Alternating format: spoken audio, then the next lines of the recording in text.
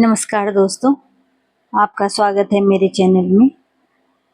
प्रस्तुत है गोदान उपन्यास का भाग 35। 2 दिन तक गांव में खूब धूमधाम रही। बाजे बजे, गाना बजाना हुआ और रूपा रो धोकर विदा हो गई।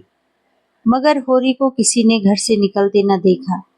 ऐसा छिपा बैठा था जैसे मुंह में कालिख लगी हो। मालती के आ जाने से चहल पहल और बढ़ गई। दूसरे गांव की स्त्रियां भी आ गईं। गोबर ने अपने सील स्नेह से सारे गांव को मुग्ध कर लिया। ऐसा कोई घर न था जहां वह अपने मीठे व्यवहार की याद न छोड़ आया हो। भोला तो उसके पैरों पर गिर पड़े। उनकी स्त्री ने उसको पान खिलाए और 1 रुपये विदाई दी और उसका लखनऊ का पता भी पूछा। कभी लखनऊ आएगी तो उससे जरूर मिलेगी। अपने रुपये की उसने चर्चा न की। तीसरे दिन जब गोबर चलने लगा तो होरी ने धनिया के सामने आंखों में आंसू भरकर वह अपराध स्वीकार किया जो कई दिन से उसकी आत्मा को मथ रहा था, और रोकर बोला, बेटा, मैंने इस जमीन के मोह से पाप की गठरी सिर ला दी। न जाने भगवान मुझे इसका क्या दंड देंगे। गोबर जरा भी गर्म न हुआ। किसी प्रकार का रोष उसके मुंह पर न था। श्रद्धा भाव से बोला, इसमें अपराध की कोई बात नहीं है दादा। हाँ, राम सेवक के रुपए अदा कर देना चाहिए। आखिर तुम क्या करते? मैं किसी लायक नहीं, तुम्हारी खेती में उपज नहीं, कर्ज कहीं मिल नहीं सकता, 1 महीने के लिए भी घर में भोजन नहीं। ऐसी दशा में तुम और कर ही क्या सकते थे? जायदाद न बचाते तो रहते कहाँ? जब आदमी का कोई बस नहीं चलता तो अपने को तकदीर पर ही छोड़ देता है।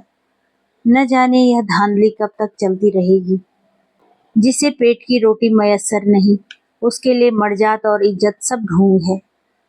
औरों की तरह तुमने भी दूसरों का गला दबाया होता, उनकी जमा मारी होती तो तुम भी भले आदमी होते। तुमने कभी नीति को नहीं छोड़ा, यह उसी का दंड है। तुम्हारी जगह मैं होता तो या जेल में होता या फांसी पर गया होता। मुझसे यह कभी बर्दाश्त न होता कि मैं कमा कमा कर सबका घर भरूं और आप अपने बाल बच्चों के साथ मुंह में जाली लगाए बैठा रहूं। धनिया बहू को उसके साथ भेजने पर राजी न हुई। झुनिया का मन भी अभी कुछ दिन यहाँ रहने का था। तय हुआ कि गोबर अकेला ही जाए। दूसरे दिन प्रातःकाल गोबर सबसे विदा होकर लखनऊ चला। होरी उसे गांव के बाहर तक पहुंचाने आया। गोबर के प्रति इतना प्रेम उसे कभी न हुआ था। जब गोबर उसके चरणों पर झुका तो होरी रो पड़ा, मानो फिर उसे पुत्र के दर्शन न होंगे। उसकी आत्मा में उल्लास था, गर्व था, संकल्प था। पुत्र से यह श्रद्धा और स्नेह पाकर वह तेजवान हो गया है, विशाल हो गया है। कई दिन पहले उस पर जो अवसाद सा छा गया था, एक अंधकार सा, जहां वह अपना मार्ग भूल जाता था, वहां अब उत्साह है और प्रकाश है। रूपा अपनी ससुराल में खुश थी। जिस दशा में उसका बालपन बीता था, उसमें पैसा सबसे कीमती चीज था। मन में कितनी साधें थी जो मन ही में घुट घुट कर रह गई थी, वह अब उन्हें पूरा कर रही थी। और राम सेवक अधेड़ होकर भी जवान हो गया था। रूपा के लिए वह पति था। उसके जवान, अधेड़ व बूढ़े होने से उसकी नारी भावना में कोई अंतर न आ सकता था।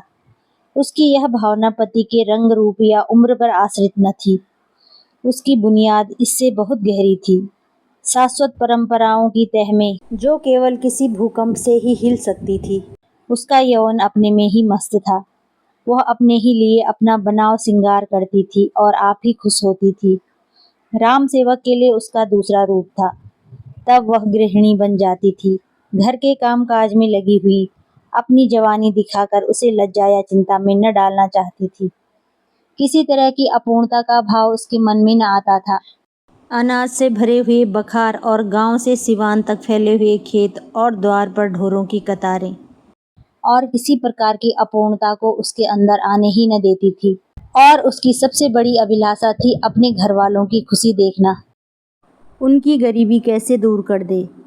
उस गाय की याद अभी तक उसके दिल में हरी थी, जो मेहमान की तरह आई थी और सबको रोता छोड़कर चली गई थी। वह स्मृति इतने दिनों के बाद अब और भी मृदु हो गई थी। अभी उसका निजित तो इस नए घर में न जम पाया था। वही पुराना घर उसका अपना घर था। वहीं के लोग अपने आत्मीय थे। उन्हीं का दुख उसका दुख और उन्हीं का सुख उसका सुख था। इस द्वार पर ढोरों का एक रेवड़ देखकर उसे वह हर्ष न हो सकता था जो अपने द्वार पर एक गाय को देखकर होता। उसके दादा की यह लालसा कभी पूरी न हुई।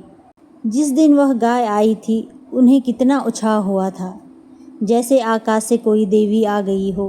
तब से फिर उन्हें इतनी समाई ही न हुई कि कोई दूसरी गाय लाते, पर वह जानती थी आज भी वह लालसा होरी के मन में उतनी ही सजग है।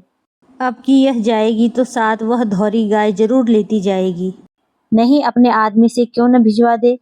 राम सेवक से पूछने की देर थी। मंजूरी हो गई और दूसरे दिन एक अहीर के मार्फत रूपा ने गाय भेज दी। अहीर से कहा, दादा से कह देना मंगल के दूध पीने के लिए भेजी है। होरी भी गाय लेने की फिक्र में था। यूं अभी उसे गाय की कोई जल्दी न थी, मगर मंगल यही है और बिना दूध के कैसे रह सकता है। रुपए मिलते ही वह सबसे पहले गाय लेगा। मंगल अब केवल उसका पोता नहीं है, केवल गोबर का बेटा नहीं है, मालती देवी का खिलौना भी है। उसका लालन पालन उसी तरह का होना चाहिए। मगर रुपए कहाँ से आए? संयोग से उसी दिन एक ठेकेदार ने सड़क के लिए गांव के उसर में कंकड़ की खुदाई शुरू की। होरी ने सुना तो चटपट वहां जा पहुंचा और 8 आने रोज पर खुदाई करने लगा। अगर यह काम 2 महीने भी टिक गया तो गाय भर को रुपए मिल जाएंगे। दिन भर लू और धूप में काम करने के बाद वह घर आता तो बिल्कुल मरा हुआ, अवसाद का नाम नहीं। उसी उत्साह से दूसरे दिन काम करने जाता। रात को भी खाना खाकर डिब्बी के सामने बैठ जाता और सुतली काटता। कहीं 12-1 बजे सोने जाता। धनिया भी पगला गई थी। उसे इतनी मेहनत करने से रोकने के बदले खुद उसके साथ बैठी बैठी सुतली काटती। गाय तो लेनी ही है, राम सेवक के रुपए भी तो अदा करने हैं। गोबर कह गया है, उसे बड़ी चिंता है। रात के 12 बज गए थे। दोनों बैठे सुतली काट रहे थे। धनिया ने कहा, तुम्हें नींद आती हो तो जाके सो रहो, भोरे फिर तो काम करना है। होरी ने आसमान की ओर देखा। चला जाऊंगा, अभी तो 10 बजे होंगे, तू जा सो रह। मैं तो दोपहर को छन भर पौड़ रहती हूँ। मैं भी चबेना करके पेड़ के नीचे सो लेता हूँ। बड़ी लू लगती होगी। लू क्या लगेगी, अच्छी छाँव है। मैं डरती हूँ कहीं तुम बीमार न पड़ जाओ। चल, बीमार वह पड़ते हैं जिन्हें बीमार पड़ने की फुर्सत होती है। यहाँ तो यह धुन है कि अब की गोबर आए तो राम सेवक के आधे रुपए जमा रहे।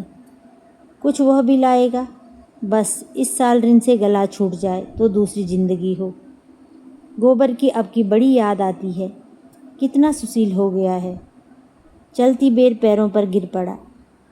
मंगल वहाँ से आया तो कितना तैयार था, यहाँ आकर दुबला हो गया है। वहाँ दूध मक्खन क्या नहीं पाता था, यहाँ रोटी मिल जाए वही बहुत है। ठेकेदार से रुपए मिले और गाय लाया। गाय तो कभी आ गई होती, लेकिन तुम जब कहना मानो। अपनी खेती तो संभाले न संभलती थी, पुनिया का भार भी अपने सिर ले लिया। क्या करता, अपना धर्म भी तो कुछ है। हीरा ने नालायकी की तो उसके बाल बच्चों को संभालने वाला तो कोई होना चाहिए ही था। कौन था मेरे सिवा, बता। मैं न मदद करता तो आज उसकी क्या गति होती, सोच। इतना सब करने पर भी तो मंगरू ने उस पर नालिश कर ही दी। रुपए गाड़ कर रखेगी तो नालिश न होगी, क्या बकती है।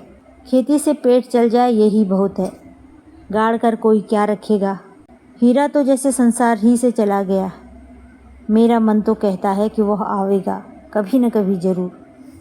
दोनों सोए। होरी अंधेरे मुंह उठा तो देखता है कि हीरा सामने खड़ा है। बाल बढ़े हुए, कपड़े तार तार, मुंह सूखा हुआ, देह में रक्त और मांस का नाम नहीं, जैसे कद भी छोटा हो गया है। दौड़कर होरी के कदमों पर गिर पड़ा। होरी ने उसे छाती से लगाकर कहा, तुम तो बिल्कुल घुल गए हीरा, कब आए? आज तुम्हारी बार बार याद आ रही थी। बीमार हो क्या? आज उसकी आंखों में वह हीरा न था जिसने उसकी ज़िंदगी तल्ख कर दी थी, बल्कि वह हीरा था जो बे माँ बाप का छोटा सा बालक था। बीच के ये 25-30 साल जैसे मिट गए, उनका कोई चिन्ह भी नहीं था। हीरा ने कुछ जवाब न दिया, खड़ा रो रहा था। होरी ने उसका हाथ पकड़कर गदगद कंठ से कहा, क्यों रोते हो भैया? आदमी से भूल चूक होती ही है। कहाँ रहे इतने दिन? हीरा कातर स्वर में बोला, कहाँ बताऊं दादा, बस यही समझ लो कि तुम्हारे दर्शन बदे थे, बच गया। हत्या सिर पर सवार थी, ऐसा लगता था कि वह गऊ मेरे सामने खड़ी है। हरदम सोते जागते, कभी आंखों से ओझल न होती। मैं पागल हो गया और 5 साल पागल खाने में रहा। आज वहां से निकले 6 महीने हुए। मांगता खाता फिरता रहा। यहाँ आने की हिम्मत न पड़ती थी।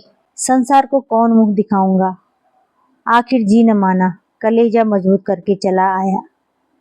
तुमने बाल बच्चों को, होरी ने बात काटी, तुम नाहक भागे। अरे दरोगा को 10-5 देकर मामला रफे दफे कर दिया जाता और होता क्या। तुमसे जीते जी उरिन न होऊंगा दादा, मैं कोई गैर थोड़े हूँ भैया। होरी प्रसन्न था। जीवन के सारे संकट, सारी निराशाएं मानो उसके चरणों पर लौट रही थी। कौन कहता है जीवन संग्राम में वह हारा है। यह उत्साह, यह गर्व, यह पुलक क्या हार के लक्षण हैं? इन्हीं हारों से उसकी विजय है। उसके टूटे फूटे अस्त्र उसकी विजय पताकाएं हैं। उसकी छाती फूल उठी है, मुख पर तेज आ गया है। हीरा की कृतज्ञता में उसके जीवन की सारी सफलता मूर्तिमान हो गई है। उसके बखार में 100-200 मन अनाज भरा होता, उसकी हांडी में 1000-500 गड़े होते, पर उससे यह स्वर्ग का सुख क्या मिल सकता था। हीरा ने उसे सिर से पांव तक देखकर कहा, तुम भी तो बहुत दुबले हो गए हो दादा। होरी ने हंसकर कहा, तो क्या यह मेरे मोटे होने के दिन हैं? मोटे वह होते हैं जिन्हें न ऋण का सोच होता है न इज्जत का।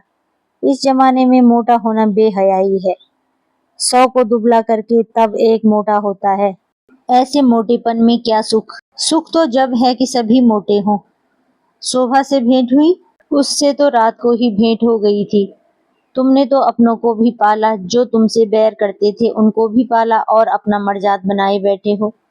उसने तो खेती बाड़ी सब बेच बाच डाली और अब भगवान ही जाने उसका निवाह कैसे होगा।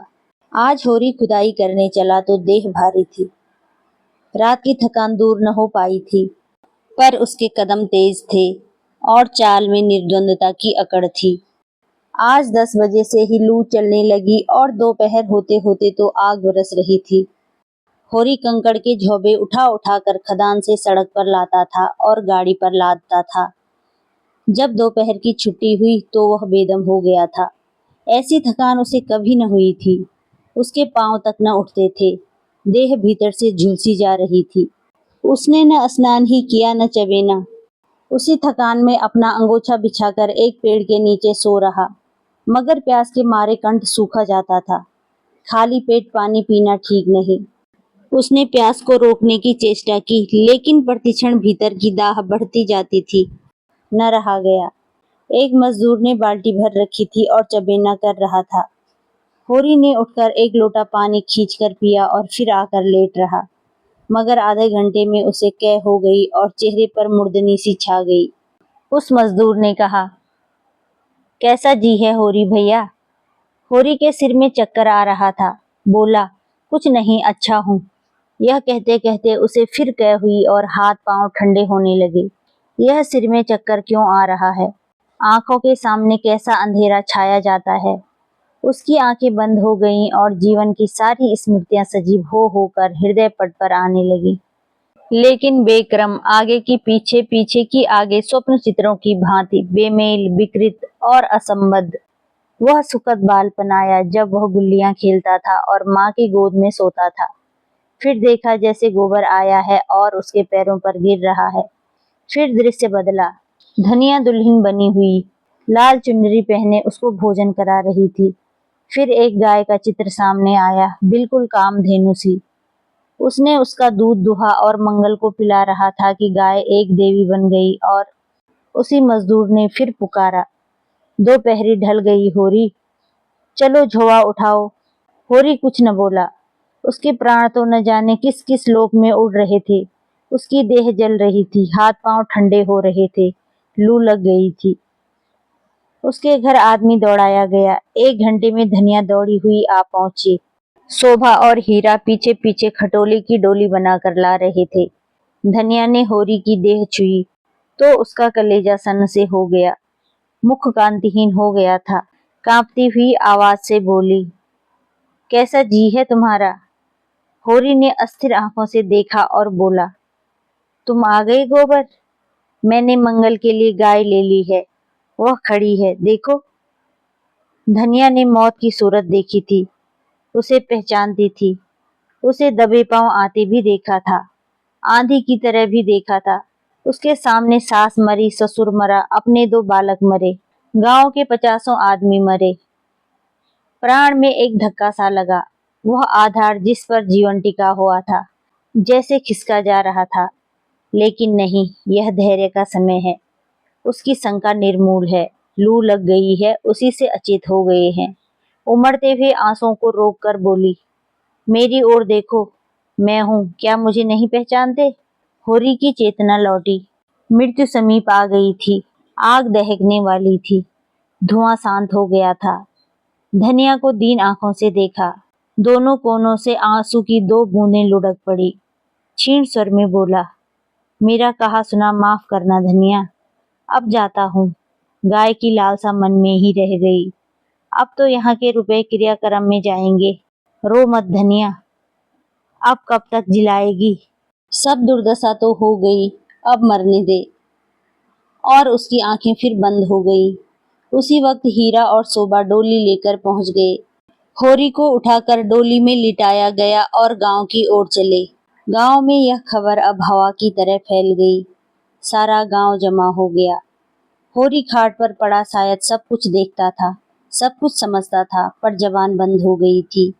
हाँ, उसकी आंखों से बहते आंसू बतला रहे थे कि मोह का बंधन तोड़ना कितना कठिन हो रहा है।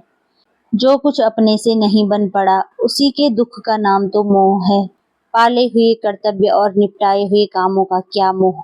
मोह तो उन अनाथों को छोड़ जाने में है जिनके साथ हम अपना कर्तव्य न निभा सके, उन अधूरे मंसूबों में है जिन्हें हम न पूरा कर सके। मगर सब कुछ समझकर भी धनिया आशा की मिटती हुई छाया को पकड़े हुए थी। आंखों से आंसू गिर रहे थे, मगर यंत्र की भांति दौड़ दौड़ कर कभी आम भूनकर पन्ना बनाती, कभी होरी की देह में गेहूं की भूसी की मालिश करती। क्या करे, पैसे नहीं हैं, नहीं किसी को भेजकर डॉक्टर बुलाती।